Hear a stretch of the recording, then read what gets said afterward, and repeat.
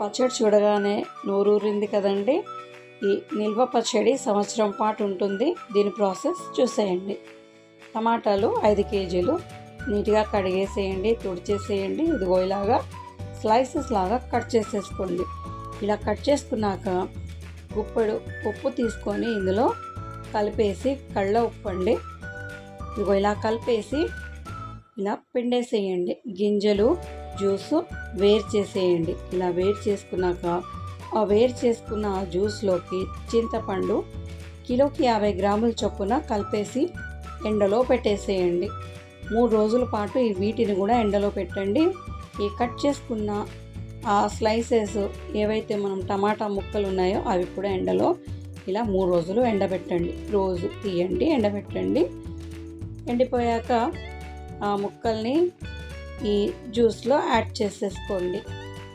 ఈ టమాటా జ్యూస్లో ఇలా యాడ్ చేసుకున్నాక గ్రైండ్ చేసుకుందాము. నీట్గా మెత్తగా గ్రైండ్ చేసుకుందామండి. ఆవాలు 1/2 కిలో తీసుకోండి, మెంతులు 50 గ్రాములు, ఎల్లిపాయలు 1/2 కేజీ తీసుకోండి.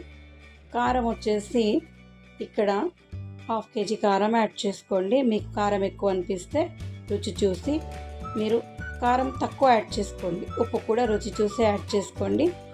పేస్ట్ ప్రిపేర్ అయ్యాక పోపు పెట్టేసుకోండి. ఇదేమైనా పేస్ట్ ఇంకా అంతా మేము పోపు పెట్టుకోవద్దు అనుకుంటే మటుకు కొంచెమే తీసుకొని మీరు ఎప్పుడు కావాలనుకుంటే అప్పుడు పోపు పెట్టేసుకోవచ్చండి. మిగిలిందంతా జాడీకెత్తి పెట్టేసేయండి. పసుపు వేసాను, పోపు దినుసులు వేసాను, కరివేపాకు, ఎండుమిర్చి వేసి నేను ఇక్కడ కొంచెం ముద్ద అందులో నుంచి తీసి పోపు పెడుతున్నానండి. అయిపోయింది. చాలా యమ్మీగా టేస్టీగా ప్రిపేర్ అయిపోయింది.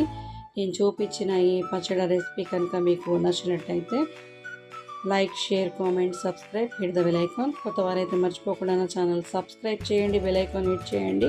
నేను వీడియో అప్లోడ్ చేయగానే మీకు నోటిఫికేషన్ వచ్చేస్తుంది. Thank you for watching.